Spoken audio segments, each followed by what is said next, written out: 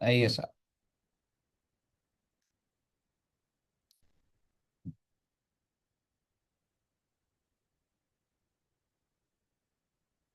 हमारा जो चैप्टर है, इस चैप्टर का नाम है रिटर्न ऑफ इनकम। आपको बताता हूँ, वैसे जीएसटी में भी एक आएगी रिटर्न ऑफ जीएसटी, लेकिन हम लोग ऑब्वियसली अभी इनकम टैक्स के अंदर है। तो रिटर्न ऑफ इनकम, अब ताकि कंफ्यूज ना होए तो भाई ये इनकम टैक्स की बात कर रहा हूँ, मैं जीएसटी की बात नहीं कर रहा। और सर इस चैप्टर में क्या है, ये आपका बच्चे 4 मार्क्स का आएगा।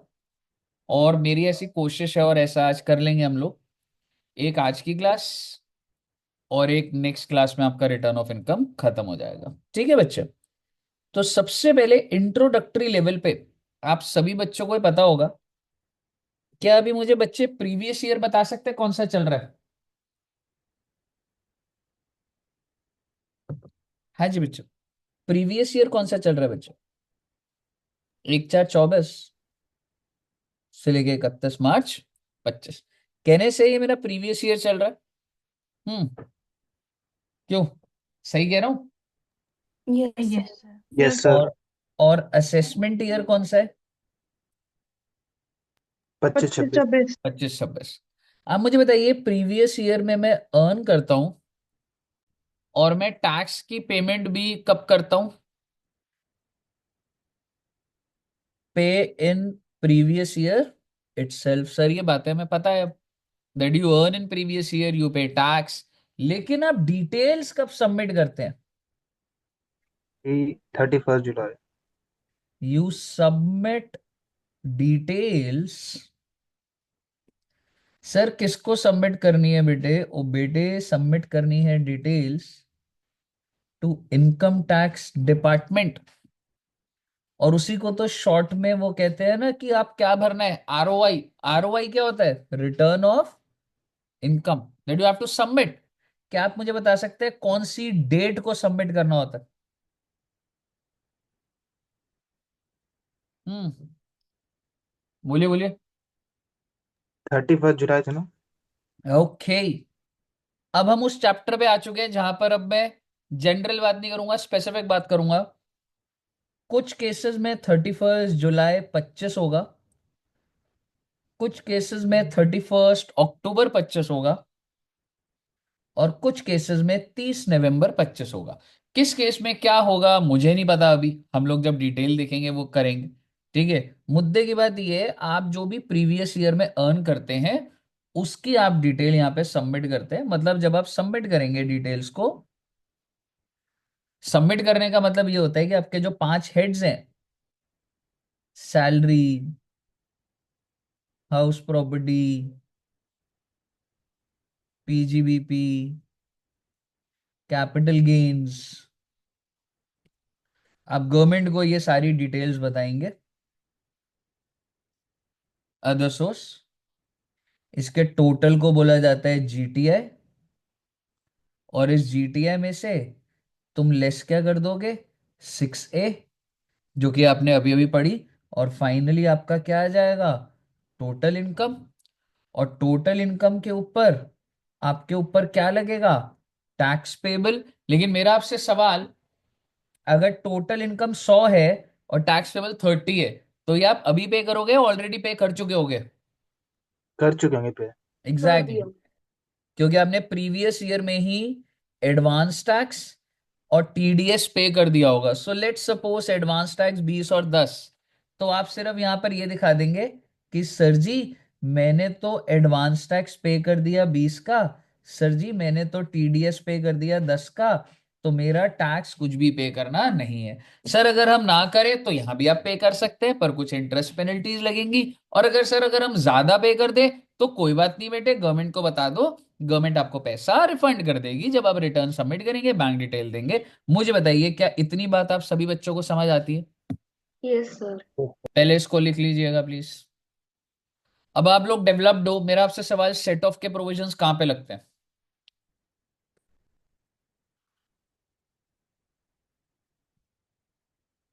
ये जो आपकी इनकम्स है ना बच्चे, ये आफ्टर सेट ऑफ की ही बात कर रहा हूं मैं। एंड क्लबिंग प्रोविजंस इसी हेड के अंदर ही लगते हैं, क्यों पता है ना अब आपको ये बात? Yes sir. हम्म। बहुत ही जल्द हम फुल फ्लेश क्वेश्चंस पे पहुंचने ही वाले हैं बस। तो अब आपको समझ आना चाहिए कि क्या स्ट्रक्चर है पूरा का पूरा। चलिए नोट कर लिया बच्चों ने ये। मैं फाइल भी भेज दूंगा वैसे, जहां जहां मैं एक रिस्पेक्टिव लिखता मिनट। हूँ। हाँ कर लीजिएगा।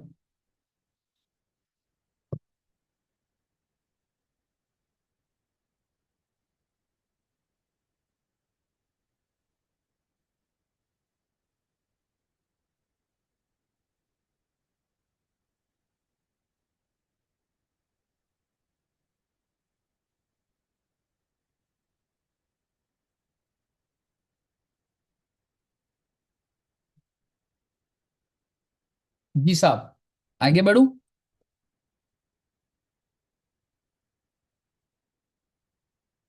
Yes sir. चलिए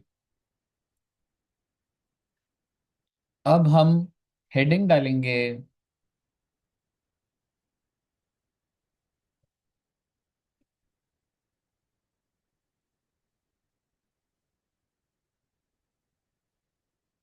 आइए।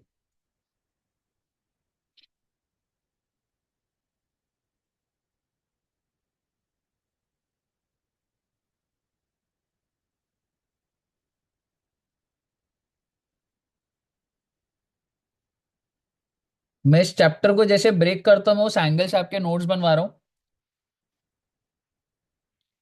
और हम लोग देखिएगा क्या कर रहे हैं। एक होता है सेक्शन 139(1). सर जी ये 139(1) क्या होता है बताता हूँ आपको। इसमें दो चीजें एड्रेस करेंगे, इंपॉर्टेंट सेक्शन है ये।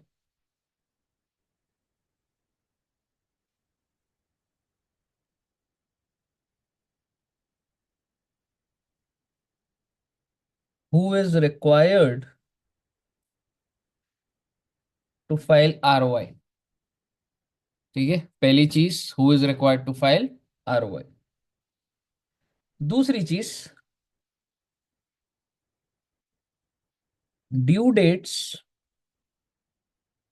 Of filing ROI। ओके, ये कौन से सेक्शन में आपके साथ में बात करूंगा बच्चे? 139(1). ठीक है सर। मतलब मैं आपका एग्जाम्पल भी लूंगा अभी बच्चों का, क्या आपने भरी रिटर्न या नहीं भरी। ठीक है, तो वो वाली चीज है। देन यू हैव, हम लोग बात करेंगे 139(3) की। 139(3) जो होती है वो लॉस रिटर्न होती है। लॉस रिटर्न बोले तो ऐसा कहते हैं ना, तीन तिगाड़ा काम बिगाड़ा। सुना है आपने? ये ऐसे बोलते हैं ना, तीन लोग नहीं जाने चाहिए या तीन नहीं होता, सुना है? सुना है सर। यस हाँ। Sir. It's like 139(3) loss return याद कर सकते हैं आप। Sir okay. ये टैक्स चल रहा है ना? हाँ जी, टैक्स चल रहा है बिल्कुल। मतलब डीटी ना? हाँ हाँ, DT। ठीक। ठीक है ना। उसके बाद एक हम करेंगे 139(4). अरे सर ये 139(4) क्या होता है? ये होता है बच्चे बिलेटेड रिटर्न, कि सर अगर हम टाइमली नहीं भर पाए तो क्या हम लेट रिटर्न भर सकते हैं? हाँ बेटे हाँ। जैसे अगर आप अपने फ्रेंड का बर्थडे भूल जाएं, तो क्या उसको बाद में विश करते हैं या कहते हैं छोड़ो ना यार निकल गया तो रहने ही देते हैं? क्या कहते हो? बाद में विश करते। Very good. बाद में विश करते हैं तो आप यही क्या बोलते हैं, हैप्पी बर्थडे या belated happy birthday? Belated happy birthday बोलते हैं। अगर लेट रिटर्न भरोगे तो बिलेटेड बोला जाता है। और एक होता है 139(5). ये क्या होता है बेटे? अगर आपकी रिटर्न में गलतियां हैं तो आप उस रिटर्न को क्या कर सकते हैं? रिवाइज कर सकते हैं। अच्छा जी, हाँ बेटे हाँ। फिर होता है 139(9). अरे सर ये कैसे याद होंगी, यही चल रहा है ना मन में आपके? 139(9), that is defective return. Oh my God, अगर रिटर्न में कुछ डिफेक्ट हुआ तो क्या होगा? Oh my God. और इसके बाद मैं ऐसा नहीं बोलूंगा कि मिसलेनियस को आप मिसलेनियस जैसा लीजिए, पर यहां पर मिसलेनियस करने के बाद हम लोग कुछ सेक्शंस और भी करेंगे, जैसे कि टैक्स रिटर्न प्रिपेयरर स्कीम है कुछ, ठीक है, देन आधार कार्ड प्रोविजंस है, पैन कार्ड प्रोविजंस है, और who will sign the return. तो मैं उस पर पहुंचूंगा। बट अगर मैं आपको ईमानदारी से बोलूं, सो वन प्रोडक्ट इज ये जो मैंने ऊपर लिखे हैं, और इसके बाद छोटे छोटे छोटे छोटे 3 4 सेक्शन आएंगे, 1 2 3 4 5 आएंगे, वो हम अकॉर्डिंगली लिखेंगे। तो आप प्लीज इसको पहले बना लीजिए।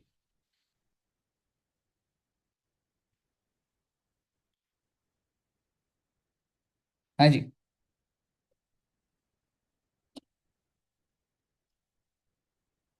क्या मैं आगे बढ़ सकता हूँ? जी सर। No sir. जल्दी जल्दी बनाइए, जल्दी जल्दी बेटे, जल्दी बना जल्दी। रहे हैं।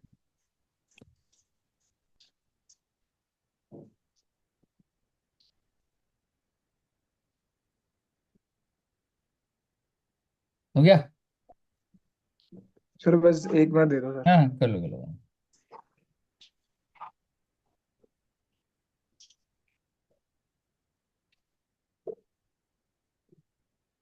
और तुम भी ऐसे इतनी जगह छोड़ देना, इसके नीचे ही लिखना स्टार्ट करूंगा मैं, ठीक है ना?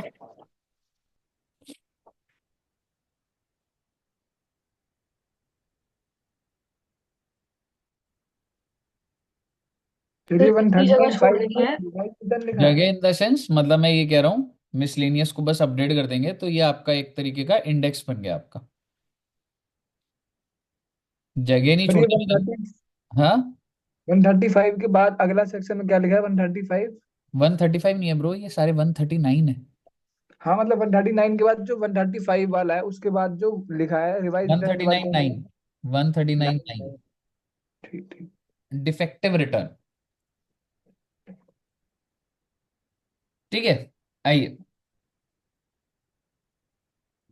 सर, क्या करना है सर? वो बेटे कुछ नहीं करना, आप बिल्कुल टेंशन मत लो, पूरा समझ आता रहेगा। बस अगर बीच में किसी को कोई डाउट है तो पूछ लेना बेटे, ठीक है? नहीं, सबसे पहला point, who is required to file ROI?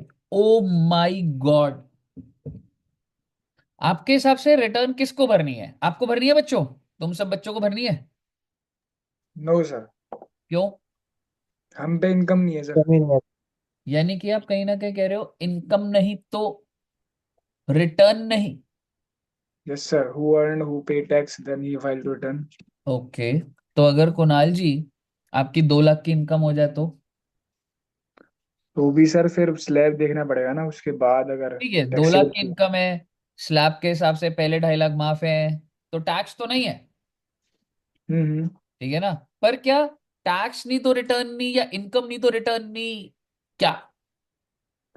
Sir जैसे जैसे इनकम नहीं तुमने तो अभी रिटर्न नहीं है। बजट में देखा होगा, बजट की बात अभी नहीं करूंगा एकदम से, पर मैं जनरली बात कर रहा हूं। सर मेरी इनकम है, टैक्स 0 है, तो क्या मुझे रिटर्न नहीं भरनी? भरनी है। करनी है। तो वो देखेंगे वो, है ना?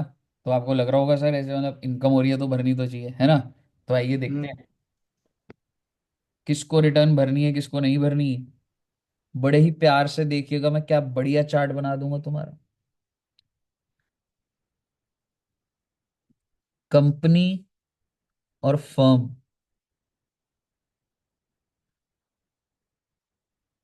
Mandatory to file ROI। Sir ji मेरा फर्म है, मैंने पूरे साल 1 रुपए की सेल नहीं करी, 1 रुपए की परचेज नहीं करी, मैंने कुछ नहीं करा पूरे साल। मेरी इनकम 0, टोटल इनकम 0, मेरा tax 0। Do I need to file the return? बोलो ना। ये yes yes. Mandatory to file ROI। इससे ज्यादा मुझे इर्रिस्पेक्टिव लंबी लाइन कुछ खींचनी नहीं है, लेकिन आप समझिए, अगर आप कंपनी या फर्म है तो आपको रिटर्न फाइल करनी ही करनी है। आपकी कंपनी बंद हो रही है, about to get close, dormant company, about to get liquid, मुझे इससे कोई मतलब नहीं है। कंपनी जिंदा है, आपको रिटर्न फाइल करनी पड़ेगी। मुझे बताइए, क्या आपको क्लियर है? Yes sir. Okay, yes sir. ठीक है जी। अगली कैटेगरी पर आऊंगा। Individual, HUF, AOP, BOI, artificial judicial person. अच्छा जी, ये सब का आप समझ रहे हो मैंने एक साथ क्यों करा इनको? क्या है इनकी कहानी? क्या लगता है इनके ऊपर, फ्लैट रेट या slab rate? Slab. Slab rate. Slab rates. तो आप समझिए इनको कब भरनी है। और आप इंडिविजुअल के एंगल से, तुम्हारी बात कर रहा हूं आज, तुमको रिटर्न भरनी या नहीं भरनी वो प्रोविजन लिखवा रहा हूं। If total income before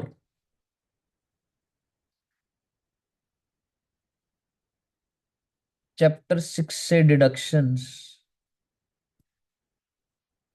and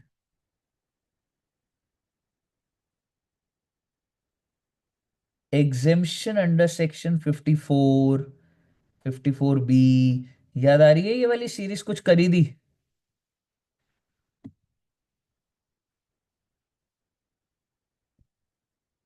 exceeds slab rates 2.5 lakhs, 3 lakhs, 5 lakh. अरे सर ये क्या लिख दिया है सर आपने? वो छोड़ो ना बेटे, लिख लो एक बार बस, मैं कराऊंगा एनालिसिस पूरा। बताइए, यहां तक पहले लिख लिया आपने? Yes sir. अब आप समझिए मैंने क्या लिखा है। एग्जामिशन को तो छोड़ दीजिए, आप एक इंडिविजुअल है, मैं कह रहा हूं भाई अगर तेरी टोटल इनकम एक्सीड कर गई, किससे एक्सीड कर गई? स्लैब रेट, मतलब 2.5 लाख से ऊपर हो गई अगर तेरी। अब बोलोगे सर क्या बात कर रहे हो सर, नीचे के बीच के पॉइंट भी तो पढ़ो। हाँ तो पढ़ लेते हैं। If your total income before chapter 6 से, बिफोर चैप्टर का मतलब क्या मैं सीधा सीधा सिंपल लैंग्वेज GTI नहीं बोल सकता था? हाँ। GTI तो बोल रहा है ये। यस सर, जीटीआई बोल रहा है। एग्जैक्टली exactly, मतलब साइंटिफिक लैंग्वेज है। If your total income before 6 से, that means if your GTI exceed slab rate, आपको भरना है। मेरा आपसे ही बच्चों से सवाल, GTI कितना है तुम्हारा? आप सभी बच्चों का GTI कितना है? Zero zero. Sir. Zero. Zero है। 0। सो टू बी वेरी स्पेसिफिक, आप लोग अपनी रिटर्न इसलिए नहीं भर रहे हैं क्योंकि तुम्हारा GTI 2.5 लाख के नीचे है। 2.5 लाख है उसके नीचे है। Exact answer. अगर टैक्स दिया नहीं दिया है ये सब कुछ नहीं है, अरे सेक्शन के हिसाब से वो कुछ नहीं है। वो GTI देख रहा हूं मैं तेरी रिटर्न के लिए, तूने भरनी है कि नहीं भरनी है? अच्छा सर, हाँ बेटे आओ जरा कुछ एग्जाम्पल बनाए इस पे, और आ जाऊंगा अभी एग्जाम्शन वाले पॉइंट पे, ठीक है ना? ज्यादा जल्दी नहीं है अभी कोई, समझिएगा। एक इंडिविजुअल है, मैं ऐसे करूंगा, पर्सन है, बहुत अच्छी बात है। उसकी एज भी घुसा देंगे चलो बीच में। उसकी टोटल इनकम चैप्टर 6 से, सीक्वेंस से लिख देता हूँ यार, ड्रिल डाउन तो कर ही दिया। सबसे पहले हम GTI निकालते हैं, GTI चलो के बाद 6 से देते हैं, फिर टोटल।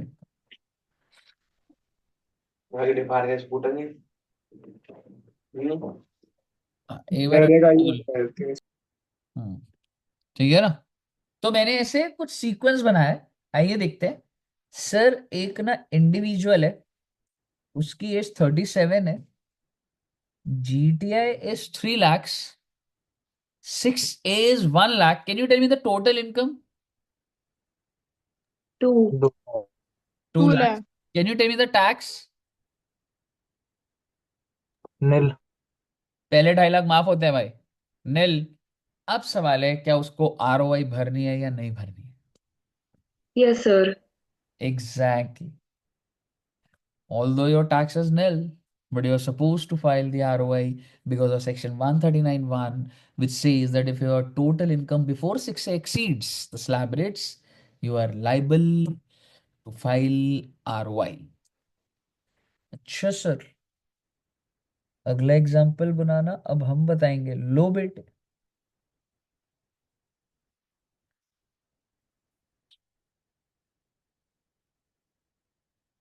भरनी है नहीं भरनी? नहीं भरनी सर। No sir. कह सकता हूँ आप सीधा सीधा टारगेट अपना जीटीआई बना रहे हो, यही कर रहे हो ना? जीटीआई तो देख रहे हो, यस सर। ठीक है ना?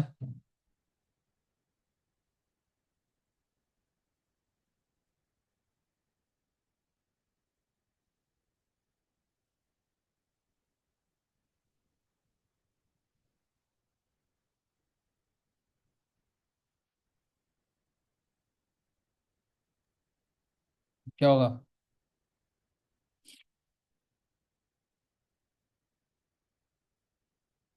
नो होगा ना। क्योंकि भाई अगर वो 97 ईयर्स का है तो उसके तो पहले 5 लाख माफ है। ये बात सबको समझ आ गई ना? Yes sir. तो यस भाई सर। उसके लिए तो पहले 5 लाख माफ है, तो उसकी जीटीआई स्लैब एक्सीड नहीं करी तो उसको आरओआई नहीं भरना होगा। और अगर मैं यहाँ पे फॉर्म लिख दूं तो मुझे कुछ देखना ही नहीं है, सीधा यस कर दूंगा मैं।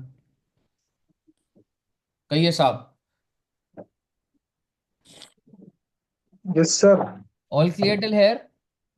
Yes sir. ओके। तो बढ़िया। अच्छा, अभी तो 6A की बात भी करनी है। अब आइए जरा, आइए जरा। तो एक और एग्जांपल बनाएंगे, आप इसके नीचे ही आप ऐसे बना सकते हैं। मिस्टर ए, और मिस्टर ए की जिंदगी में क्या चल रहा है? सर सैलरी है भाई की 2 लाख रुपए पर एनम। भाई को लॉन्ग टर्म कैपिटल गेन हुए 50 लाख के। ओहो, पर घबराने की कोई बात नहीं, भाई ने एग्जेम्पशन ले ली 50 लाख की। ओहो, याद है आपको कैपिटल गेन में उसी हेड में ही एग्जेम्पशन मिल जाती थी। जिन बच्चों का नहीं हुआ कैपिटल गेन, वो बस इतना समझ लो, आपने घर बेचा, आपको प्रॉफिट हो गया 50 लाख का, आप एक नया घर खरीद लो, मैं एग्जेम्प्ट कर दूंगा, आपके पैसे आ गए। ठीक है, प्रॉफिट हुआ आपको 50 लाख का, सरकार कहती है भाई 50 लाख का दोबारा घर खरीद ले, हम टैक्स नहीं लगाएंगे। तो 50 लाख का गेन था और सारी एग्जेम्पशन मिल गई 50 लाख की। तो क्या आप मुझे बता सकते हैं कैपिटल गेन्स कितना है बच्चे? नेल? Sir GTI? ये सेक्शन 54 है क्या? सेक्शन जो हाँ लिखा जी, है ये हाँ लेस जी, के आगे। सेक्शन बिल्कुल जी बिल्कुल वही सेक्शन है वो कैपिटल गेन में जो एग्जेम्पशंस वाले थे। सर जी 6A, चल 50,000 लगा ले यार। सर जी टोटल इनकम 1.5 लाख लगा ले भाई। सर जी टैक्स, और टोटल इनकम 1.5 लाख है, पहले 2.5 लाख तो माफी हो गए। मुद्दे की बात ये हुआ भाई, आरओआई भरेंगे क्या?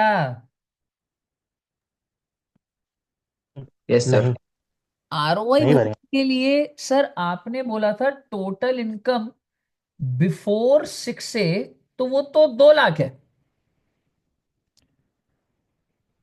तो उस हिसाब से तो नहीं अरे भरेंगे। सेक्शन 54 भी तो आ रहा है इसमें। एग्जैक्टली वो एग्जेम्पशन को भी आपको ऐड बैक करना पड़ेगा। यानी कि इस 2 लाख में जब आप इस एग्जेम्पशन को भी ऐड करेंगे तो आपका 52 लैक्स बन जाएगा, and that exceed slab rates. तो आरओआई आपको भरनी पड़ेगी, भरनी पड़ेगी, भरनी पड़ेगी। कहिए बेटे कैसी रही? सर तो आरओआई में क्या पूरा लिखेंगे कि return on income would be exactly. On like जैसे गवर्नमेंट, 52 लाख? हाँ गवर्नमेंट की यही इंटेंशन है। आप एक इतनी बड़ी प्रॉपर्टी बेच के 50 लाख का गेन कर गए और आप इन्वेस्ट भी कर रहे हैं, and are you going to say me कि मैं रिटर्न नहीं भरूंगा क्योंकि मेरी वो नहीं है? तो गवर्नमेंट ने इसलिए इसको बोला कि भाई जो लोग की एग्जेम्पशन होती है उनको भरनी है, मतलब ऐड बैक करके उनका, ताकि हिसाब बन जाए हमारा। डिटेल ठीक है में सर। सबमिट करें मैं। ठीक है ना, वो वाली चीज है बच्चा। ओके, ये नोट कर लिया बच्चों ने। Yes sir. अब आप पढ़िए। अब आपको ये पूरी लाइन अब अच्छी लगने लग जाएगी।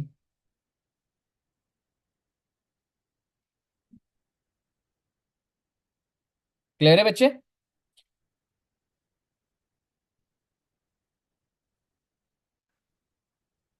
मैं इसके नीचे ही एग्जांपल बना सकता हूँ, यहीं पे ही। मेरे को ना जगह इधर ही, जैसे आप इसके साथ ही बना लेना, साथ साथ बना रहे हैं बच्चे? Yes sir. है ना, तो साथ में ही बना लेना। जैसे मान लो सैलरी है 2 lakh, long term capital gain और 1 लाख, सेक्शन 54 में 1 लाख की एग्जेम्पशन मिल गई, तो बाहर तो निल आ गया। तो जीटीआई कितना हो गया? 2 लाख। देन 6 से दे दिया 1 लाख का, टोटल इनकम आ गई 1 लाख। टैक्स तो निल है। अभी आप आंसर मत निकालिएगा, आरओआई बतानी है। और इस बंदे की जो एज है वो 82 ईयर्स है। तो क्या आप मुझे बता सकते हैं total income before 6 and before exemption, does it exceeds the slab rates? No sir. तो सर 3 lakhs है वो। तो आरओआई इसको नहीं भरनी। और अगर ये बंदा 62 साल का भी होता तो भी, नहीं। क्योंकि 2 लाख में, हाँ, 3 हो जाता ना। हाँ, तो भी आपको नहीं भरनी थी। और अगर ये 42 का होता तो, तो भरनी पड़ती क्योंकि 2.5 हो जाता। एग्जैक्टली exactly, क्योंकि आपका टोटल इनकम 1 लाख है बिफोर 6 से, तो मैं प्लस करता 1 लाख, और बिफोर 54 तो मैं एक और प्लस करता, तो मेरा टोटल 3 लाख आ जाता, 1 लाख प्लस 1 लाख प्लस 1 लाख। और अगर उसकी एज 42 है तो ये एक्सीड हो गई। 62 होती तो भाई 3 लाख के अंदर ही है, और अगर 82 होती तो 5 लाख के 5 लाख। अंदर ही। कही है साहब, कैसी रही? बढ़िया। ओके, ऐसे ना। सर एक बार यस नो नो यस वाले केसेस आप बता दोगे क्या क्या थे? Case number A, case number B, case number C, और ये ए का आंसर है, बी का आंसर है, और सी का आंसर है बच्चे। तो उन दो, नो तो क्योंकि जो है सीनियर सिटीजन वाला लग गया, अबव 60 वाला। तो उसके लिए, हाँ, एंड अगर, हाँ, अगर मैं 82 की बात करूं तो लिमिट होती है 5 लाख। यस तो sir. What is this total income before 6 and before 54? तो sir 2 lakhs plus 1 lakh 3 lakh कर देंगे। Exactly, so it is 3 lakhs, तो वो विद इन द लिमिट्स है। 62 में भी 3 लाख की लिमिट होती है, तो 3 लाख है तो नहीं है, लेकिन 42 में 2.5 लाख होती है तो वो एक्सीड हो गई, तो ठीक है सर। नंबर नहीं है वैसा। क्लियर है जी? ओके सर, क्या ये बात और आगे चल रही है? हाँ बेटे हाँ, उसी लाइन को आगे बढ़ा देना, वो जो चल रही है। फर्स्ट पॉइंट लिखा हमने, सेकंड में आपने ऐसे एग्जांपल्स बनाए, और वो लाइन खींचते जाइएगा, छोटी सी बात है। तीसरा क्या है? अदर्स, जैसे लोकल अथॉरिटीज। इनका क्या होगा? इनका ये होगा, इफ टोटल, इसके ऊपर आता नहीं है बट आपको ऑब्वियसली पूरा ही सिंक्रोनाइज्ड होगा। If total income exceeds basic amount not chargeable to tax. क्या? सबसे पहले तो जीटीआई का झमेला नहीं, सीधा सीधा इनका किसका देखना है? Total income exceeds basic amount not chargeable to tax. मैं एक एग्जांपल देता हूं। जैसे कि लोकल अथॉरिटी है, लोकल अथॉरिटी याद है आपको? एमसीडी, एनडीएमसी, ये वाले, यस सर। इनके ऊपर टैक्स रेट होता है फ्लैट, 30% होता है, फ्लैट होता है इन पर।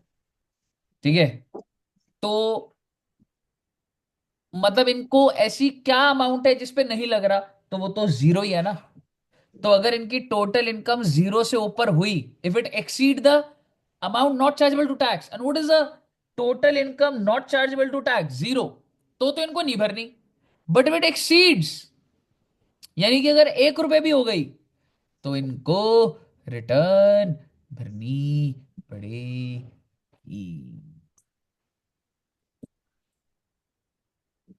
सर 30% का फ्लैट रेट लगता है इसके ऊपर, तो ऐसा नहीं हो सकता कि मतलब उसकी कोई इनकम ही नहीं, एग्जाम्पशन नहीं ले रहा, वो पहले ही तो बाहर जीरो ही आ रही है।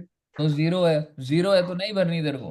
हाँ, और कुछ चार्जिंग में आ रहा है कुछ भी अगर, तो फिर सीधा फ्लैट रेट है तो फिर भरनी ही बिल्कुल, भरनी। तो रिटर्न तो भरनी। रिपीट कर दो इसका एक बार, क्या बोला? भाई देख, basic amount not chargeable to tax का मतलब क्या होता है कि वो अमाउंट बताओ जिस पे टैक्स नहीं लग रहा, तो अमाउंट जीरो है। अगर तू 1 रुपया कमाएगा तो लगेगा। तो अगर तूने जीरो से एक्सीड कर दिया तो तेरे को रिटर्न भरनी है। अगर तेरी टोटल इनकम जीरो है तो तुझे नहीं भरनी। अगर जीरो से ऊपर है तो आपको भरनी है। Okay sir. ठीक है ना। और ये थर्ड कैटेगरी एक जनरल ऐसे ही है, मतलब वो लिखी होती है, आपको समझ आनी चाहिए। आप मुझे बताइए, आपको पहले समझ आया किसको रिटर्न भरनी है किसको नहीं भरनी है? Yes sir. Good. Yes sir. सरकार, हाँ जी,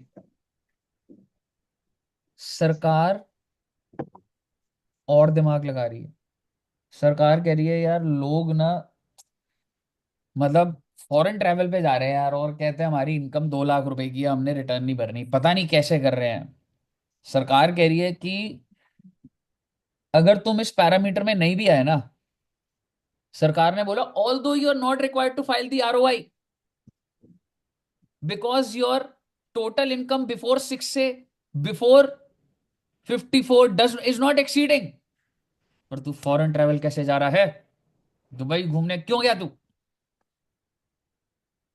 अगर तुम्हारा फॉरेन ट्रैवल हुआ, रिटर्न भरना मैंडेटरी है। बिजली का बिल इतना ज्यादा कैसे आ रहा है? वैसे तो कहते कमाता नहीं है, लाख रुपए से ऊपर का बिजली का बिल आ रहा है साल का, रिटर्न भरना मैंडेटरी है।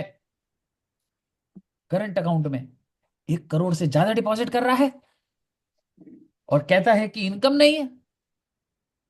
सरकार बोल रही है भाई ये होगी पुरानी बातें, हम लोग निकालेंगे एक नोटिफिकेशन और हम बोलेंगे although you are not required, but if you fall in this category you have to file the return of income.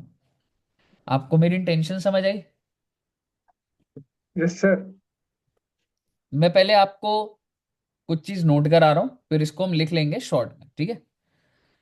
Any person other then a company और फर्म, देखो कह रहा है भाई कंपनी और फर्म तो भारी है, उसको तो भरनी भरनी है। Who is not required to furnish a ROI?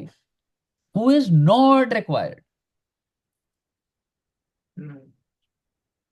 Is required to file income tax in the prescribed form and the manner on above the due date if during the previous year such person has deposited an amount or aggregate of the amount, पूरे साल का कितने exceeding बच्चे? 1 करोड़। इन one or more. Sir एक एक business का एक ही current account होता है या दो भी हो सकते हैं? दो भी हो सकते हैं। दो भी हो सकता है भाई। हमारा भी भाई एक HDFC में भी है और एक दूसरा एक्सिस बैंक में भी है। तो ये, सर पर आप तो फर्म में आते हो, आपके लिए तो मैंडेटरी है। हाँ बेटे हाँ, लेकिन अगर अभी तो फर्म है, अगर मैं इंडिविजुअल ओनर बन जाऊं तो क्या आप ऐसा चाहते हैं? Yes sir. यस नहीं। सर। तो फिर दुष्यंत सर का क्या होगा? क्या कर लेंगे फिर वो। वो तो वेज पे है ना। वो तो वैसे ही महाकुंभ में जाएंगे। सर बहुत यस हुआ सर। है, जब जैसे उन्होंने बोला ना महाकुंभ जाऊंगा महाकुंभ जाऊंगा, भगदड़ मच गई बेटे, उधर स्टैम्पेड हो गया पूरा। वहां पे कांड होने लगे सर। हाँ, पर मेरा मन बहुत है जाने का।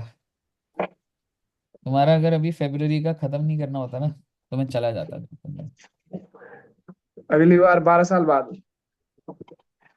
हाँ, नहीं थोड़ा अगर जल्दी हो गया बीच में 1 2 दिन, अगर कुछ संडे, मन तो बहुत है। एनीवेज मुद्दे की बात यह है, इफ इट एक्सीड्स 1 करोड़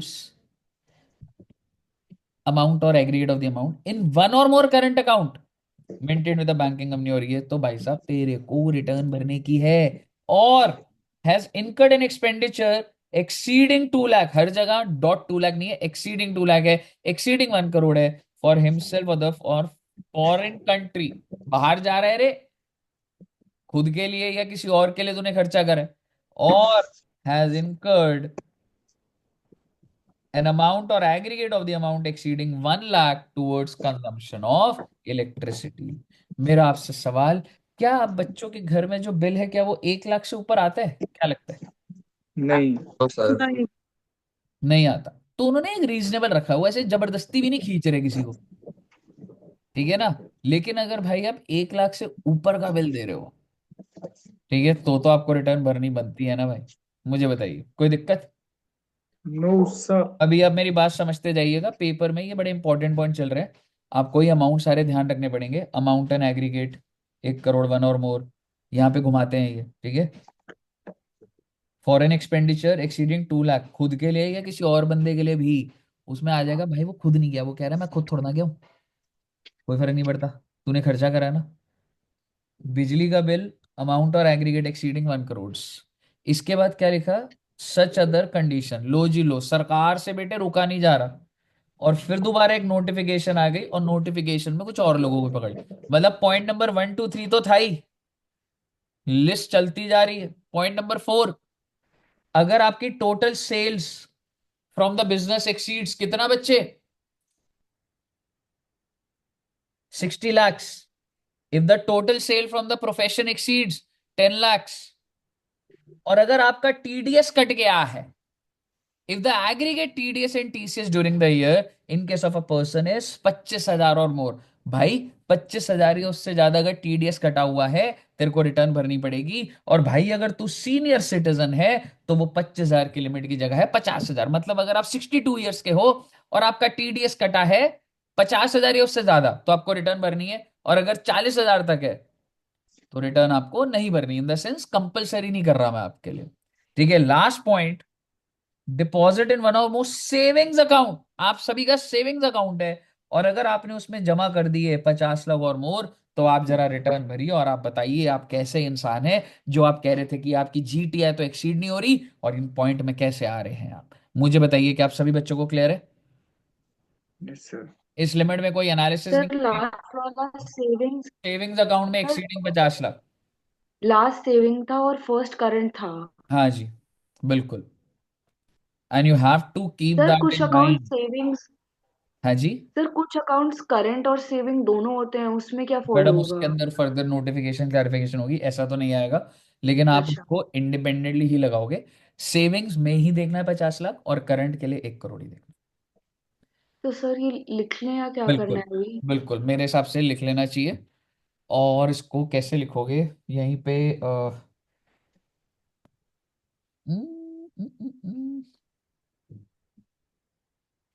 मैं बताता हूँ क्या करो, चलिए, जो मैं लिख रहा हूँ वो लिखिए। सर हमने अभी अदर्स लिखा हुआ है, उसके बाद क्या करना है ये? अब वो हो गया वो वाला, जो 3 मैंने बना दिए थे, ठीक है। और अब जो मैं लिख रहा हूँ वो लिखेगा, person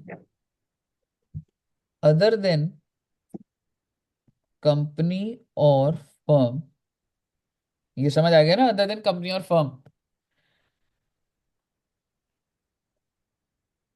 although not required to file ROI under section 139(1).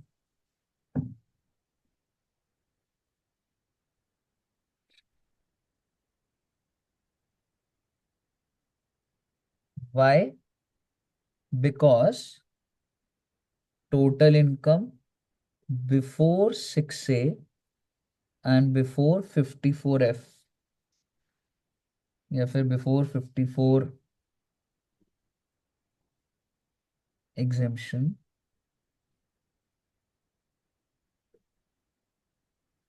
does not exceeds slab rates. So they are although not required to file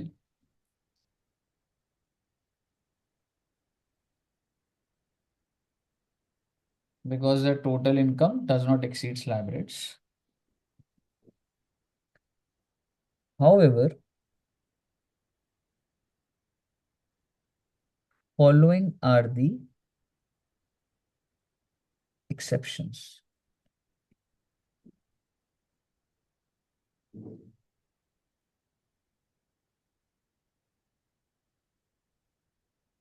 सबसे पहला, deposits in one or more current account. कितना एक्सीड हुआ था बच्चे? 1 करोड़। 1 करोड़। और प्लीज क्या आप ये कर लेंगे ना, एग्रीगेट लिखा हुआ है, एग्रीगेट डिपॉजिट्स, ठीक है जी। Foreign travel if it exceeds 2 lakhs, electricity bill if it exceeds 1 lakh,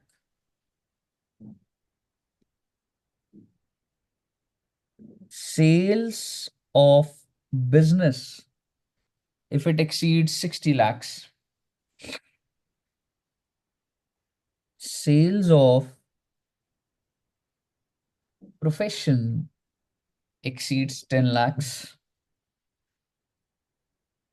TDS exceeds 50,000, and it is 25,000, 50,000 in case of senior citizen, TDS and TCS. And last point,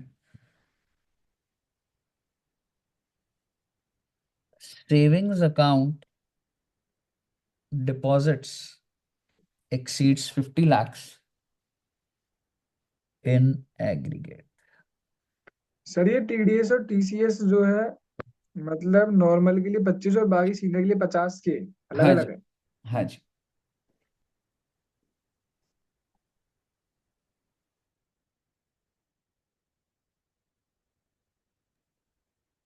sir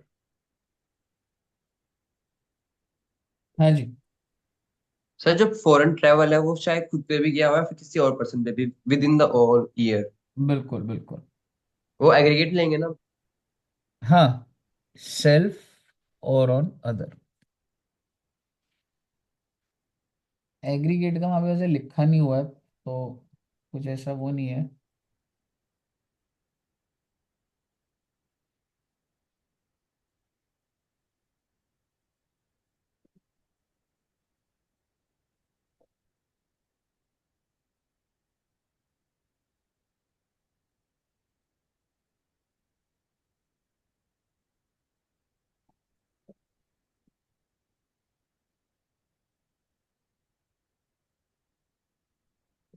sir कितने number का आता है return?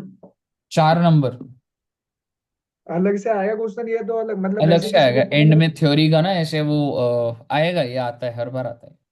मतलब मैं वैसे कह रहा हूँ कि मतलब ये तो स्पेसिफिक अलग ही है ना, चैप्टर तो अलग ही हाँ, क्वेश्चन आएगा चैप्टर किसी अलग चैप्टर अलग में ही अलग आता है, ही। इसका इसका अलग ही आता सर मिक्स इसका तो कोई आएगा, क्वेश्चन दिखा दो। मिक्स तो कैसे ही आ जाएगा। है। क्या दिखा दूं? इसका कोई क्वेश्चन इस चैप्टर से रिलेटेड। हाँ अभी, पर पहले पूरा तो कर ले, नहीं तो पता ही नहीं लगेगा। ओके। समझ रहे?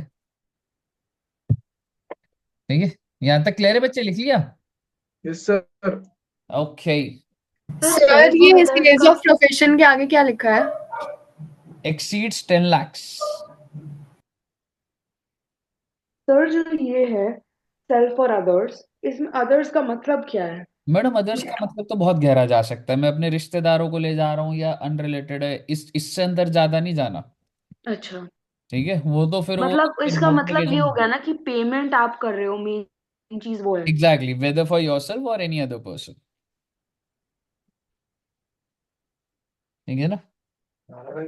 अब वो अदर पर्सन में इस नोटिफिकेशन में किसको ले रहा है, क्या ले रहा है, ये तो फिर एक एक चला जाएगा भाई, वो तो खतरनाक हो जाएगा वो तो। बताइए, क्लियर है बच्चे? Yes sir. Yes sir. Okay, तो आइए सर जी, अब हम देखते हैं, अगली हेडिंग डालिएगा कहीं ना कहीं 139 वन। अच्छा, एक लेवल पर और थोड़ा सा बचा हुआ है, पर मैं पहले ड्यू डेट, और चलिए एक और चीज देख लेते खत्म नहीं हुआ अभी। हैं। नहीं अभी नहीं। ठीक है, अभी तो बहुत सारा है।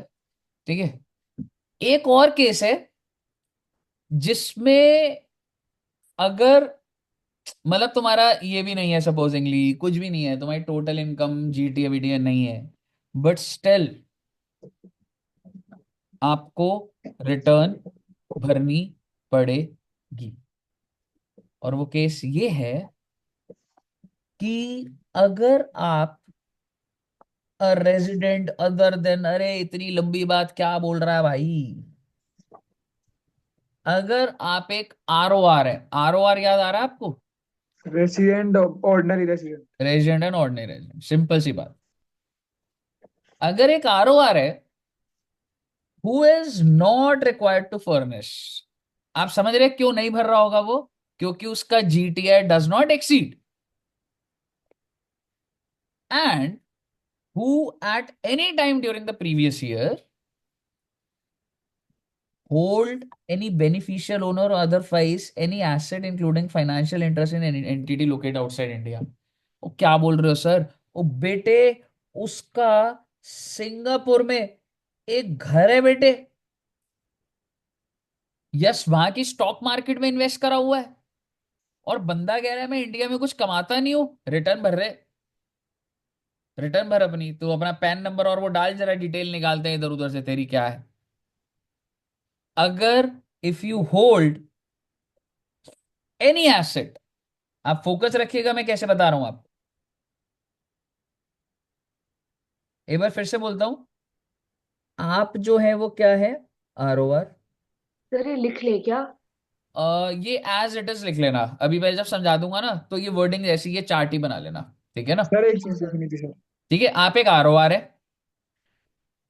और आपको क्या आरओआई भरनी थी, नहीं भरनी थी, ठीक है? और इसको एंड क्या करना है, इसको अपनी लैंग्वेज में देसी शब्दों में, but who at any time during the previous year, मतलब इस साल में अगर आप होल्ड कर रहे हैं एनी एसेट, एनी एसेट के अंदर तो कुछ भी आ जाएगा भाई, प्रॉपर्टी, शेयर्स, वहां पे कोई भी एसेट अगर मैं ओन करता हूं, कहां पर, which is located outside India. और एनी एसेट को कह रहा है इंक्लूडिंग फाइनेंशियल इंटरेस्ट, मतलब कोई सिक्योरिटीज या कोई भी कुछ कॉन्ट्रैक्ट की वजह से कोई you have an interest what ever, ठीक है? तो अगर ऐसा है, मुझे बताइए, अगर ऐसा है तो क्या इसको आरओआई भरनी है नहीं भरनी? भरनी है। भरनी है। सर पर आगे इसका सुन, लॉजिक क्यों है? अगर आपने लॉजिक बाहर है इन्वेस्ट मैम, करा भी हुआ है, आप कम भी तो कर सकते हो, ज्यादा अमाउंट का थोड़ी करना है। ठीक है, मैं भी आपसे सिर्फ इंफॉर्मेशन ही ले रहा हूँ, बिकॉज रियलिटी में कोई बंदा बाहर इन्वेस्ट तभी कर रहा होता है जो भाई मतलब बड़े लेवल के लोग होते हैं, ऐसे आम इंसान कम कर रहे होते हैं। तो आप मुझे डिटेल्स अच्छा। बता देंगे, like which country, which place, and what was the source, आपने कैसे खरीदा उसको, कौन से बैंक अकाउंट से पेमेंट करी, आप बताइए आप। ठीक है सर। ठीक है, और दूसरी चीज, और has a signing authority in any account located outside India. भाई साहब बैंक अकाउंट है आप, आपको याद है वो कहते थे स्विस अकाउंट है, बड़े सारे लोगों का पैसा बाहर पड़ा हुआ है, यस सर। जिसमें मोदी सरकार कहती थी वहां का सारा पैसा हम यहाँ ले आएंगे। Yes sir. तो वो ये प्रोविजन इनकम टैक्स में डाला गया था कि भाई अगर तुम्हारा विदेश में कोई भी बैंक अकाउंट है, फाइल द रिटर्न, फाइल करिए रिटर्न को आप, और बताइए कौन सा बैंक है, bank of America, Switzerland bank, Swiss bank, which bank, bank account number बताइए, रिटर्न भरिए आप यहाँ पे। ऑब्वियसली आप कौन है, if you are an ROR. Sir इसी में मेरे को पूछनी थी एक चीज। ये लिखा है a resident other than not ordinary resident, तो RNOR को बाहर करा है ना इसने। हाँ बिल्कुल। तो नॉन रेसिडेंट तो बाहर नहीं हुआ। नॉन नहीं, नॉन रेजिडेंट तो भारी है ना, स्टार्ट कैसे हो रहा है, अ रेजिडेंट। अच्छा अच्छा अच्छा अच्छा, ठीक ठीक ठीक। तो नॉन रेजिडेंट भी बाहर है, उसके ऊपर नहीं है, आर एन और और आ भी रहा नहीं है आ ये, रहा भाई मैं नॉन रेजिडेंट को तंग थोड़ा ना कर सकता हूँ भाई, मतलब वो कंट्री वो बोलेगी मेरे को तंग कर रहा है भारत देश वाला भाई। मैं तो सिर्फ यस अपने सर। ROR को ही पकड़ सकता हूँ ढंग से, समझ रहे? Yes sir. तो अगर तो आप कोई एसेट ओन करते हैं, या अगर if you have signing authorities, you have to file return. आगे सुनिएगा। तो एक केस तो ये बन गया, ठीक है। दूसरा, is a beneficiary of any asset. Beneficiary क्या होता है बच्चे? मैंने ना एक घर खरीदा है USA में, और मैंने उसका नॉमिनी रुद्रांश को बना दिया, रुद्रांश और इनाया दोनों को बना दिया मैंने। बेनिफिशियरी समझते हो? Who would be the beneficial owner की, मतलब मालिक मैं हूं, बट नॉमिनी बना दिया।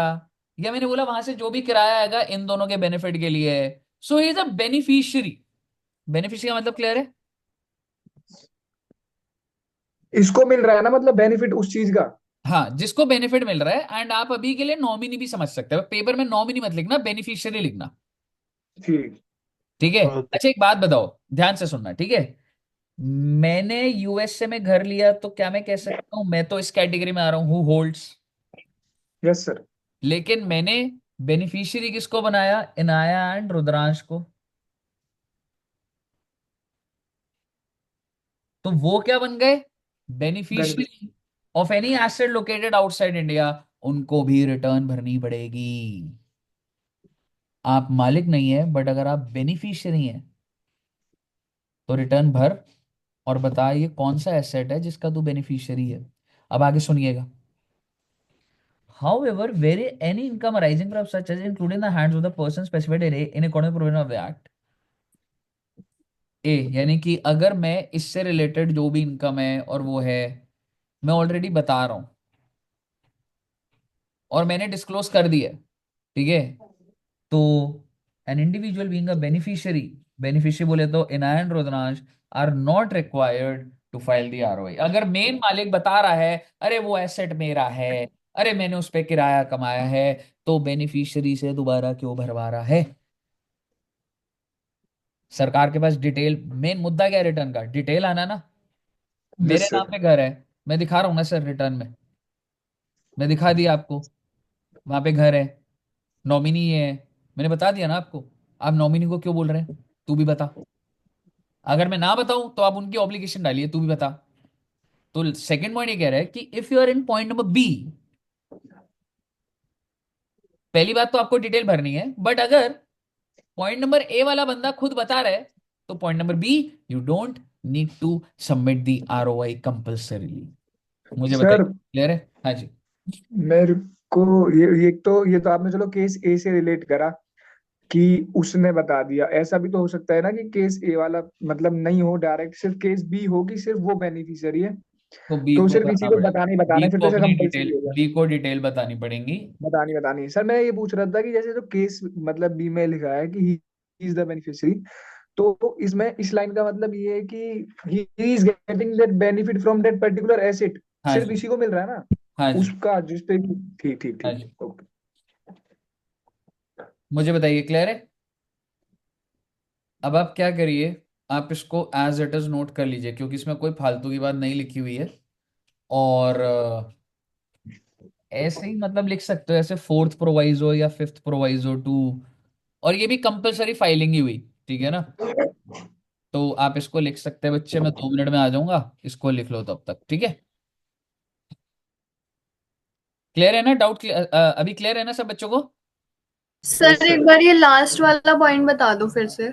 मैम देखो, जैसे सपोज करो अगर आपके फादर के पास एक प्रॉपर्टी है जो आउटसाइड इंडिया है, सो कहने से आपके फादर कौन सी कैटेगरी में फॉल कर रहे हैं? कैटेगरी नंबर A में, yes sir. Because he holds an asset outside India, so he has to file the return compulsory. और अगर उसके नॉमिनी आप हो, तो आप आ रहे हो B में।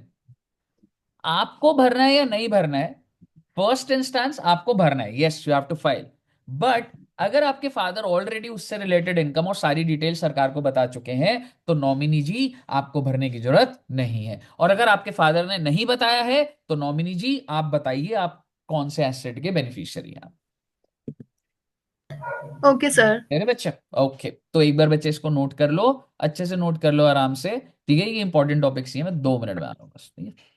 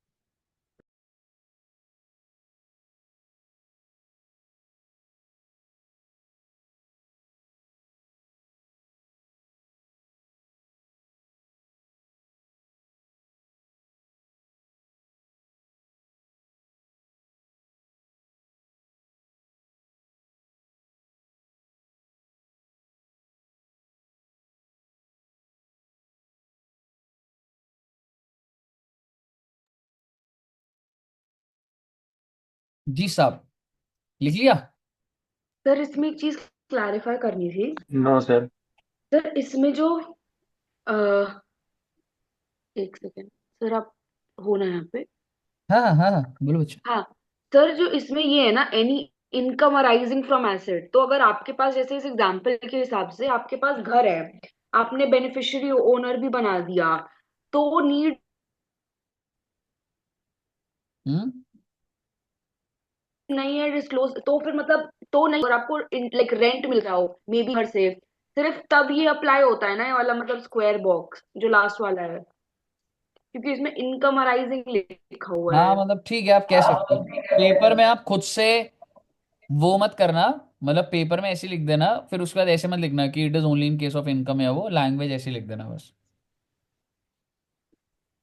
तो सर मतलब इसका एक्चुअल मीनिंग ये है कि इनकम हो या नहीं हो, अगर आप बेनिफिशियरी ओनर हो, बट कोई और जो आपको, जो ए कैटेगरी में है, उसने कर दी, तो आपको नहीं करनी। मतलब बेसिकली अगर उससे, जैसे सपोज करो इनकम नहीं होती, पर अगर ये बेनिफिशियरी होता तो इसको भरना तो पड़ता। ठीक है। ठीक है। बट अगर, अब फिर वही बात है कि उससे अगर इनकम हो रही है और अगर ये बता रहा है तो सही है, और अगर इसने वैसे भी बता दिया होता तो भी उसको नहीं भरनी है, जनरली हम वही लेंगे, बट अब लैंग्वेज में पेपर में ऐसे लिख देना, कोई दिक्कत नहीं है। ठीक है सर। ठीक है ना, मतलब उसको बताना तो पड़ता ही है कि मैं नॉमिनी हूँ, और ये सब तो है चीजें।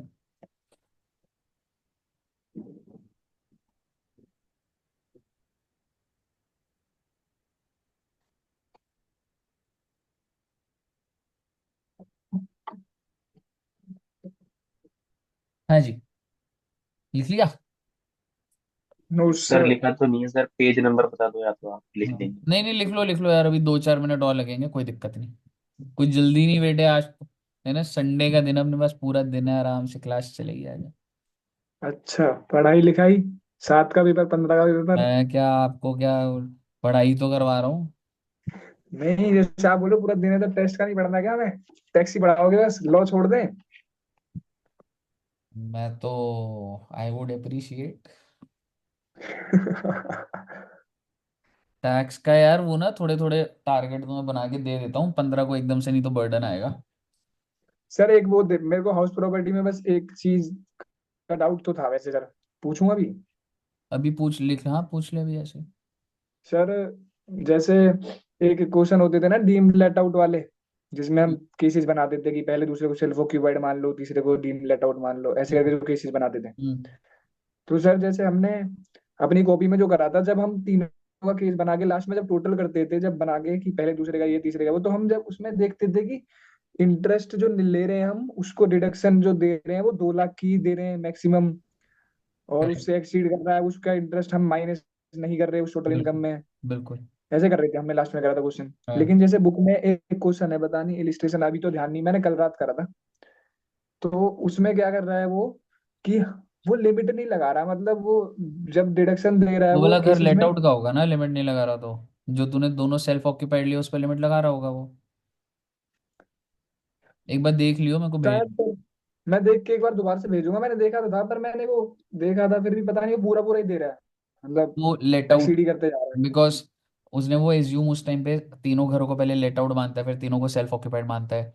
तो वो एक बार देख दियो, एक बार, वो कुछ नहीं होगा, ऐसा नहीं होगा, लिमिट लग जाती है, देख लेंगे और उसको। सर उसमें ना एक बस ये बता देना, वो आपने बोरिंग वाला दिखाया था ना, इंटरेस्ट ऑन बोरिंग की कैलकुलेशन जो होती थी, हाँ। जिसमें 5 साल तक के लिए हाँ डिडक्शन ऐसे मिलती थी, वो केस बस एक बार आप उसका ना मैराथन डाल देना, वो ही उसमें अटकाऊं, बाकी सारा तो हो गया है। ठीक है, डाल देना। सर तो बेनिफिशियरी ओनर का एग्जैक्टली मतलब क्या है, कि आप नॉमिनी मान प्रॉपर्टी लीजिए, इनहेरिट नॉमिनी। करोगे आफ्टर डेथ? एक तो ये चीज है, दूसरा ये भी हो सकता है कि मैंने प्रॉपर्टी ली, दैट इज ऑन रेंट, और मैंने बोला इस प्रॉपर्टी से जो इनकम होगी वो मेरे बच्चों के लिए अभी स्कूल फीस के लिए यूज हो रही है, कुछ है। सो ठीक any benefit out of that I am using it, जैसे हमने वो उसमें करा था ना, क्लबिंग में ट्रस्ट बना के बेनिफिशियरी बना दिया था, वैसा वाला। है। Yes sir. कही क्लियर है बच्चे? सो तो ये हुआ जी आपका 139 1। अरे सर क्या अभी और बच रहा है? ओ क्या बात कर रहे हो बेटे, अभी तो शुरुआत हुआ है, ये तो वार्म अप था बेटे बस। आइए, अगला बॉक्स बनाइएगा।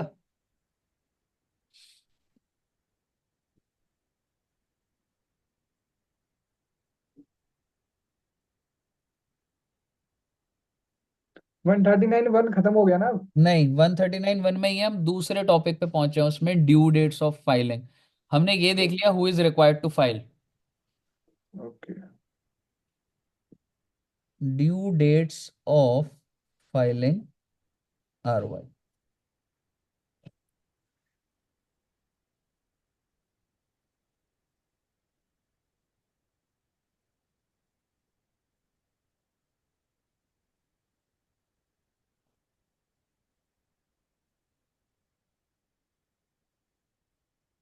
हो सकता है आप एक कंपनी हो, any person other than company. ओहो,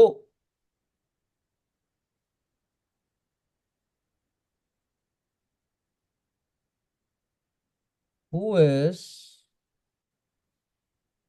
required to get its accounts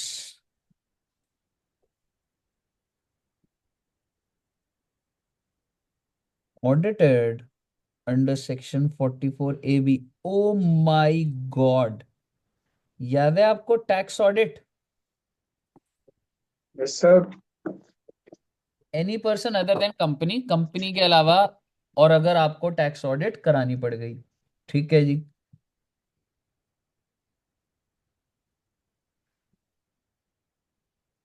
working partner of a firm. Sir ऐसे कितने पॉइंट्स है? ये तो थर्ड लिख रहे हो आप, उसके कैसे कितने हैं मतलब उसके स्पेस बाद के लिए? एक आएगा अदर, और एक आएगा इंटरनेशनल। ठीक है। बस। तो थर्ड वाला जो है, so first, second, third, fourth, fifth. Working partner of a firm, जैसे Edu Junction is a firm और मैं उसका वर्किंग पार्टनर हूँ। सर नॉन वर्किंग क्या होता है? नॉन वर्किंग बेटे जो उधर नहीं आ रहा हो या वो है, ठीक है। वर्किंग पार्टनर लिखा हो, कुछ नहीं लिखा होगा तो हम वर्किंग ही मानते हैं। और मैं ये बोलना चाह रहा हूं कि ये जो फर्म है, इसके ऊपर 44 AB है। पार्टनर के ऊपर 44 AB नहीं होता बेटा, ठीक है, क्योंकि किस नाम से बिजनेस चल रहा है, फर्म के नाम से, तो फर्म का टर्नओवर देखा जाता है। और मैं आपको कह रहा हूं कि सर लास्ट वाला, हाँ जी, आप सर लास्ट वाला पॉइंट क्या है? इंटरनेशनल, और ये है एप्लीकेबल। और लास्ट वाला है इंटरनेशनल ट्रांजैक्शंस।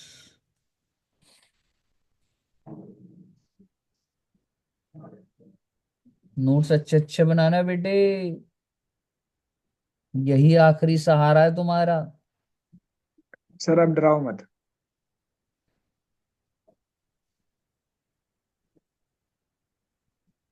बेटे मैं कहाँ डरा रहा हूँ बेटे, मैं तो हमेशा मोटिवेट करने पे बिलीव करता हूँ। ओहो। सर इसमें लिखना है ना, अ फर्म जिस पे 44A भी एप्लीकेबल है। हाँ हाँ, अभी लिखना है इसके नीचे छोटी छोटी बातें कुछ, मतलब अब मैं बताता हूँ आपको। भाई साहब ऐसा है, कंपनी सुन लो, तुम्हारी तो ड्यू डेट 31 अक्टूबर है, तुम तो ज्यादा बात करो ही ना। और एक बात बता दूं आपको, पीजीबीपी वीजीबीपी पढ़े बैठे हो तुम। हो सकता है यस कंपनी सर। पे टैक्स ऑडिट हो सकता है ना हो, irrespective, if you are a company 31 October. क्या आपको क्लियर है? Yes sir. अब आप मुझे बताइए, any person other than company, क्या इसमें फर्म आ रहा है? हाँ। यस, फर्म आ रहा है।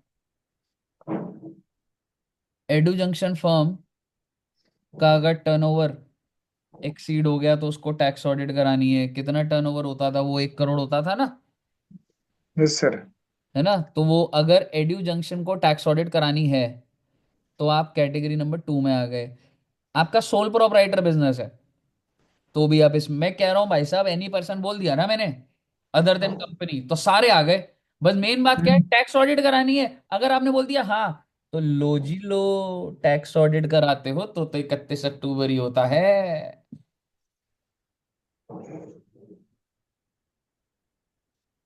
अच्छा जी, अब आप मुझे बताइए, रियलिटी में क्या edu junction tax audit applicable है या नहीं है रियल में? है। मतलब क्या हम करवा रहे हैं? नहीं। तो मैं एड्यू जंक्शन की बात करता हूँ फर्म की। क्या मैं कैटेगरी नंबर 1 में आया? क्या एड्यू जंक्शन कैटेगरी नंबर 1 में आया? नहीं। क्या एड्यू जंक्शन कैटेगरी नंबर 2 में आया? नहीं। क्या एड्यू जंक्शन कैटेगरी नंबर 3 में आया? नहीं सर। नहीं। और आपको बता दो कैटेगरी 3 क्या है? Category 3 talks about the partner, not about the firm. हाँ कैटेगरी सर, पर 3, अगर फर्म ही नहीं है 44 AB में तो फिर पार्टनर भी नहीं होगा। नहीं वो मैं एनालिसिस कराऊंगा आपको। आप मुझे अभी बताइए, फर्म जो एड्यू जंक्शन फर्म है, एड्यू जंक्शन फर्म ना तो वो कंपनी में आ रहा है, ना टैक्स ऑडिट हो रहा है, 3 में भी नहीं आया, तो कहाँ आया? अदर। अदर्स में। 31 जुलाई। आप सभी बच्चों के पेरेंट्स जो कि जॉब कर 31। रहे हैं कौन सी इंडिविजुअल कैटेगरी में वाला। आए? 31/7। अदर्स में आ गए जी आप। जितने भी लोग नौकरी कर रहे हैं, ना तो वो कंपनी है, ना उन पे टैक्स ऑडिट है, ना ही वो working partner of a firm है जिसकी टैक्स ऑडिट है, तो किधर आ गए? अदर्स आ गए। अब मैं आ जाता हूँ पॉइंट नंबर 3 में। एड्यू जंक्शन का टर्नओवर मान लो 1 करोड़ से ऊपर है, जिस वजह से उसको ऑडिट करानी पड़ेगी। तो एड्यू जंक्शन को अगर ऑडिट करानी है तो एड्यू जंक्शन कौन सी कैटेगरी में आया पहले बताइए आप? फोर्टी अगर फोर ए करानी बी में आ गए, कैटेगरी नहीं, टू सी। कैटेगरी 1 2 3 4 बताइए please. Two. Two two. Exactly, exactly. अगर एड्यू जंक्शन को ऑडिट करानी है तो वो कैटेगरी 2 में आ जाएगा, और अगर एड्यू जंक्शन ने ऑडिट नहीं कराई तो वो कौन सी कैटेगरी में आ जाएगा? फोर में। 4 में। अगर एडू जंक्शन ऑडिट कराता है तो वो कैटेगरी 2 में आ जाएगा, और मैं वर्किंग पार्टनर हूं उस फर्म का, मैं कौन सी कैटेगरी में आ जाऊं? थ्री। 3 में आ जाऊंगा। अगर मेरे फर्म का ऑडिट होता है तो मैं working partner of the firm हूं, और मैं 3 में आ जाऊंगा। अगर मेरे फर्म का ऑडिट नहीं होता है तो मैं कहा जाऊं? अदर में। एग्जैक्टली। तो अगर फर्म का ऑडिट हो रहा है, फर्म तो इधर आ रही है ना सर, ऑडिट हो रहा है तो 31 अक्टूबर है ना, तो मेरा भी साथ साथ ही करवा दीजिए ना बाबूजी, क्योंकि क्लोजिंग चलेगी, दोनों की साथ में रिटर्न भरेंगे, साथ ही कर देंगे। और अगर मेरे फर्म का ऑडिट नहीं हो रहा है तो मेरा फर्म तो यहाँ आ रहा है ना, और मैं भी तो यहीं पे ही आ रहा हूँ। कहने सर का जो मतलब ये। एक्स एक्स एक वाला बार, ईयर है, हाँ जी, ये एक, असेसमेंट ईयर है ना, बिकॉज ROI तो असेसमेंट ईयर में होगी। हाँ हाँ वो तो ऑब्वियस बात है, एक बार सुनिए आप। अगर मेरे फर्म का ऑडिट हो रहा है तो फर्म 31 अक्टूबर, में भी 31 अक्टूबर। अगर मेरे फर्म का ऑडिट नहीं हो रहा है तो फर्म तो इकतीस अदर में जुलाई तुम भी और आप भी। और मैं भी 31 जुलाई। लेकिन आपको कैटेगरी भी समझ आनी चाहिए कि मैं कौन सी कैटेगरी 1 2 3 4 किस में जा रहा हूँ। अगर आपको सब बातें क्लियर है, ठीक है, तो आप मुझे आंसर दीजिएगा। एड्यू जंक्शन 1 2 3 4 किस में आ रहा है अभी? फोर में। 4 में आ रहा फोर में आ रहा है। फोर। है। और दुष्यंत सर और मैं अपनी रिटर्न भरेंगे, हमारी ड्यू डेट्स क्या है? Sir 31/7। 7th, 31/7। Exactly, as per category number 4। और अगर एड्यू जंक्शन की ऑडिट हो रही होती तो एड्यू जंक्शन किस कैटेगरी में आता? Two. Sir two. Two two में। में। और दुष्यंत सर और मैं किस कैटेगरी में आता? थ्री। Three three. में। 3 में आता। अगर एडू जंक्शन की ऑडिट हो रही होती और अगर कोई नॉन वर्किंग पार्टनर होता। Sir category 4। अदर। एग्जैक्टली। क्या आपको क्लियर है? Yes sir. Yes sir. और भैया आगे बात सुन लो। अगर तुमने पूरे साल में कोई भी इंटरनेशनल ट्रांजैक्शन कर ली, बाहर से लोन ले लिया, बाहर सामान बेच दिया, क्यों एक्सपोर्ट इंपोर्ट का काम नहीं होता क्या लोगों का? Yes sir. लोन भी तो हो सकता है बाहर से, मैं लोन दिया हो, खरीदा हो, सर्विस दी हो, सर्विस रिसीव करी हो, कोई भी हो। If there is any international transaction, the due date is 30/11। Okay, कहिए सर जी कैसी रही? बढ़िया रही। तो भाई अगर मैं बोलूं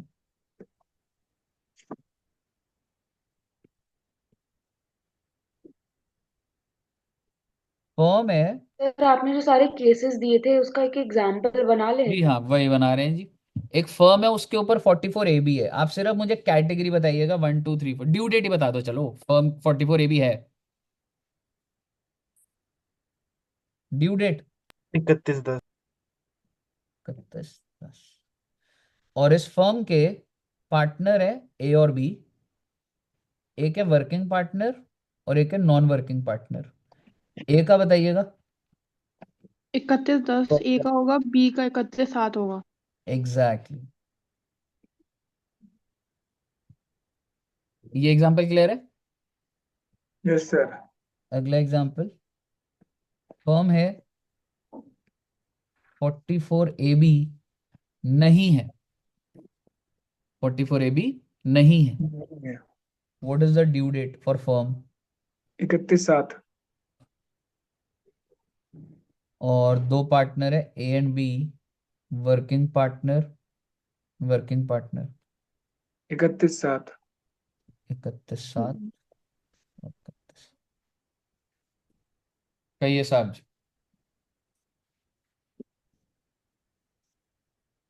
all clear? Yes sir. Sir इतना करा दिए सर। अब मुझे एक बात बताइए, क्या हम 15 20 मिनट का ब्रेक लेके दोबारा ज्वाइन करें? Just sir just. है ना, सही रहेगा ना? जी यस सर। सर। तो मैंने मतलब कंटेंट करा दिया, 1 घंटा और कराऊंगा तो ऑलमोस्ट चैप्टर एक क्लास सर तो इसमें ऑलरेडी। एक चीज पूछना है। हाँ जी। जो आपने सेकंड एग्जांपल बनाया उसमें जिसमें 44 AB नहीं लग रहा, उसमें आपने लिखा हुआ है पार्टनर ए और बी दोनों वर्किंग है या एक वर्किंग है एक नॉन दो वर्किंग है। मर्जी हो जाए अब इनका। हाँ सर अब वो तो पता है, आंसर वही है, पर मैं लिख रही थी तो मैं पूछ रही थी कि आप क्या लिखा है। सी, सी को भी नॉन वर्किंग पार्टनर कर दो तो भी इसका क्या होगा? यस सर 31/7 सभी आएंगे। है। सर सर हाँ जी। नॉन वर्किंग तो कहीं भी जाए उसका तो 31/7 फिक्स है। एग्जैक्टली एग्जैक्टली, नॉन वर्किंग का तो 31 जुलाई। ठीक है सर। ठीक है जी। मुझे वर्किंग के लिए देखना पड़ता है कि उसका फर्म का ऑडिट है या नहीं है। ठीक। ओके, तो सही है भाई, एकदम सही तरीके से आपके दिमाग में चीजें घुस गई हैं। अब हम कितने बजे मिले, 2:15 या 2:30? Sir 2:30 sir. टू 2:30 से थर्टी 7:30। 2:30 मिलते हैं और इससे आगे वाला कार्यक्रम करते हैं। काफी लेवल पे कर लिया आपने, ठीक है, ज्यादा नहीं बचा हुआ है, काफी कर लिया हमने। ठीक है बच्चों। ठीक। ठीक सर। तो ठीक है बच्चों, मिलते हैं 2:30 और सेम मीटिंग आईडी है एंड 2:30 ज्वाइन करिए, ठीक है। Okay, thank you very much. Okay. Bye bye.